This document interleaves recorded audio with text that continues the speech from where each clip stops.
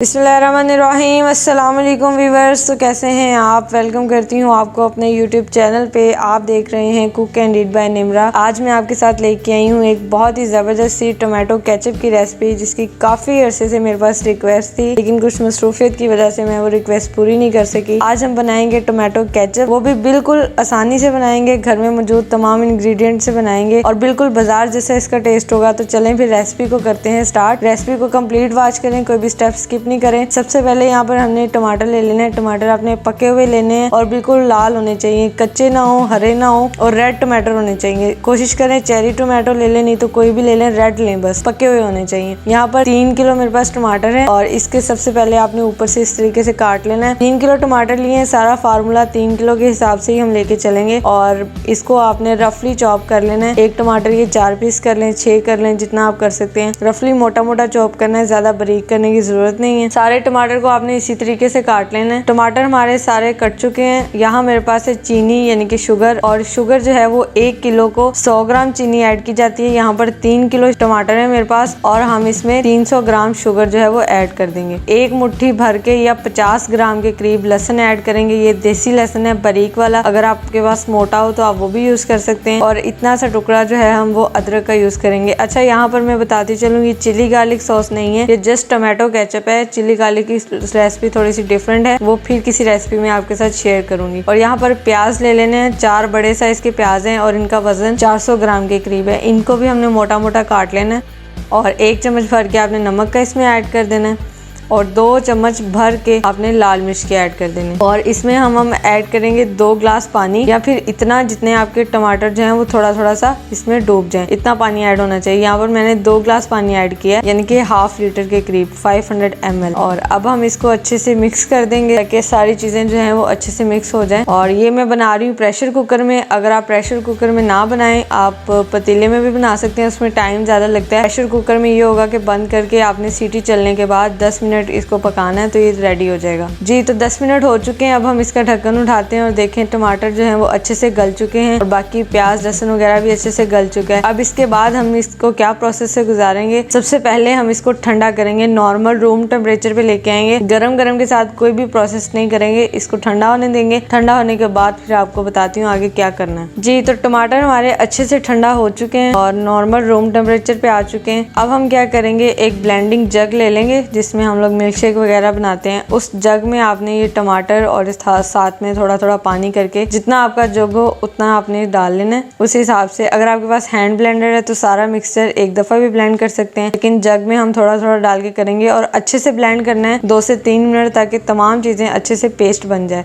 और यहाँ पर मेन स्टेप है, आपने एक स्ट्रेनर ले लेना है और उसके ऊपर से ये सारा पल्प जो है वो इस तरीके से स्टेन करना है। यहाँ पर क्या होगा कि जो छिलके और जो बीज वगैरह हैं जो मैश नहीं हुए, यानी कि जो ब्लेंड नहीं हुए, वो इसके अंदर आ जाएंगे, वो पल्प में नहीं आएंगे। जब हम केचप बनाएंगे फाइनल स्टेप में तो वो हमारे मुंह में नहीं आएगा। इस वजह से ये स्टेप करना बहुत इंपॉर्टेंट है। आपने इसको स्टेन लाजमी करना है ताकि बीज वगैरह और छिलके वगैरह जो है वो निकल आए। इस तरीके से ये सेपरेट हो गया, इसको आपने साइड पे कर देना है। ये किसी और रेसिपी में यूज हो सकते हैं या फिर आप इसको वेस्ट भी कर सकते हैं। नीचे से सारा पल्प जो है वो आपने निकाल लेना है जी। तो सारा पल्प हमने निकाल लिया है इस तरीके से। अभी इसमें बहुत सारा पानी है क्योंकि टमाटर ने भी अपना पानी छोड़ा है और कुछ पानी हमने ऐड भी किया था। अब हम इसको पकाएंगे और इसको लेके चलते हैं चूल्हे के ऊपर जी। तो टमाटो पल्प जो है वो अच्छे से पक रही है, देखिए ये इसकी कंडीशन हो चुकी है। अभी इसको 10 मिनट हुए पकते हुए। यहाँ पर आपने ख्याल करना है कि इसको उबाल आता है ना तो ये बाहर गिरता है। यहाँ पर आपने कोशिश करनी है इसके पास रहते हुए चम्मच हिलाते जाना, वरना ये चूल्हा खराब हो सकता है या फिर ये सारा उबलकर बाहर भी गिर सकता है। तो यहाँ पर हम क्या करेंगे,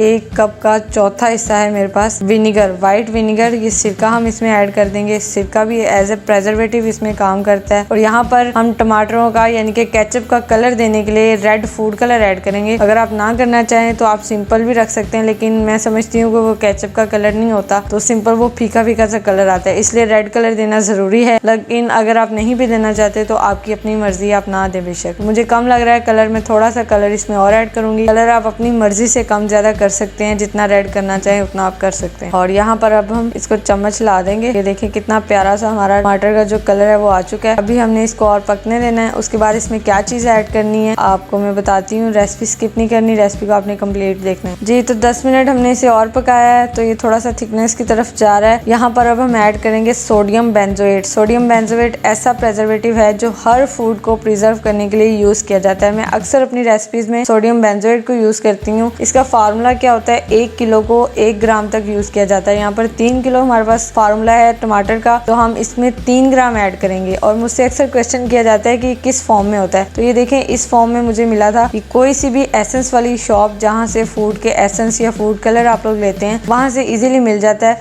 और खुला मिलता है। आप इसको लाके किसी भी जार वगैरह में डाल सकते हो। यहाँ पर देखें केचप जो है वो पकना शुरू हो गया है। जैसे ही मैंने इसमें सोडियम बेंजोएट डाला है तो इसमें उबाल भी आना शुरू हो चुका है। यहाँ पर मैं एक टेस्ट आपको करके दिखा रही हूँ। यहाँ पर आपने एक ड्रॉप डालना है प्लेट के ऊपर और प्लेट को इस तरीके से घुमाना है। अगर तो आपकी ये इस तरीके से पूरी प्लेट पे तैर रहा है, इसका मतलब है कि हमारे केचप में पानी है, केचप अभी कच्चा है। अभी हमने इसको और पकाना है, 10 मिनट और पकाएं। उसके बाद आप इसमें दोबारा से यही टेस्ट करें, इस तरीके से ड्रॉप डालें और प्लेट को घुमा के चेक करें कि पानी की शक्ल में है या थिक फॉर्म में है। तो यहाँ पर देखें केचप जो है वो हमारा थिक फॉर्म में है, पानी बिल्कुल सेपरेट नहीं है, तो इसका मतलब है केचप हमारा रेडी हो चुका है। अब हम क्या करेंगे, इसको थिक करेंगे। थिक करने के लिए जो कमर्शियल लेवल पे यूज किया जाता है वो ज़ैंथम गम और CMC पाउडर यूज किया जाता है। क्योंकि हम घर में बना रहे हैं, हमने सेल नहीं करना, ना हम कमर्शियल लेवल पे बना रहे हैं, तो हम इसमें ऐड कर देंगे कॉर्नफ्लोर। 2 चम्मच कॉर्नफ्लोर है, उसको पानी में मिक्स करें और वो इसमें ऐड करें। अगर आप कमर्शियल लेवल पे बनाना चाह रहे हैं तो आप इसमें ज़ैंथम गम और CMC पाउडर इसमें ऐड किया जाता है। ये दोनों केमिकल्स हैं को केचप को थिक करने के लिए as a thickening agent use किए जाते हैं। ये पोटैटो स्टार्च होता है बेसिकली, तो हम वो इसमें बिल्कुल ऐड नहीं कर रहे। मैं घर के तमाम इंग्रेडिएंट्स आपको बनाना सिखा रही हूँ, जिस तरीके से आप लोग भी इजीली घर में बना सकते हैं। तो ये देखिए केचप जो है वो ऑलमोस्ट हमारा पक चुका है, रेडी हो गया है। अब हम इसमें कॉर्नफ्लोर डालते जाएंगे और चम्मच लाते जाएंगे। यहाँ पर आपने चम्मच नहीं छोड़ना वरना इसमें लम्स बन जाएंगे। लम्स नहीं बनने देना आपने बिल्कुल भी, और इसको इसी तरीके से हिलाते जाना है। और जितना आपको थिक करना है आपने उतना इसमें कॉर्नफ्लोर ऐड करना है। यहाँ पर आपने पहले थोड़ा सा ऐड करके देख लेना है, अगर तो ठीक लगे तो आपने रोक देना है। अगर आपको पता लग रहा है तो आप थोड़ा सा और इसमें ऐड कर सकते हैं, क्योंकि जब ये ठंडा होगा, ठंडा होने के बाद ये और थिक होगा। इस वजह से आपने हिसाब से डालना है, ज्यादा भी थिक नहीं कर लेना कि वो बिल्कुल जेली बन जाए। ऑलमोस्ट डन हो चुका है केचप। अब हम इसकी फ्लेम कर देंगे ऑफ और इसको बिल्कुल ठंडा कर लेंगे रूम टेम्परेचर पे। उसके बाद हम बोटल्स में इसकी फिलिंग करेंगे और इसको कैसे सेव करेंगे वो भी मैं आगे चल के आपको बताती हूँ जी। तो केचप हमारा बिल्कुल ठंडा हो चुका है और ये देखें ठंडा होने के बाद कितना ये थिक हो गया। अब जैसे जैसे ये पड़ा रहेगा टाइम के साथ ये और थिक होना स्टार्ट हो जाएगा। इसलिए अब हमने इसको बोतल में फिल करना है। बिल्कुल ठंडा है, रूम टेम्परेचर पे रखा हुआ था, मैंने इसे फ्रिज में अभी तक नहीं रखा। आपने बाहर इसको इस तरीके से ठंडा कर लेना है और इसको बोतल में फिल करना है। यहाँ पर मैंने एक प्लास्टिक की बोतल ले ली है। इस तरीके से केचप वाली बोटल्स मार्केट से मिल जाती हैं, या फिर आप किसी जार में डालना चाहें उस जार में भी डाल सकते हैं। और ये फिलर है जिसकी मदद से हम इसमें फिल करेंगे। इस तरीके से पूरी केचप की बोतल को आपने फिल कर लेना है। फिल करने के बाद हम इसमें कैप लगा देंगे और इसको आप इसी तरीके से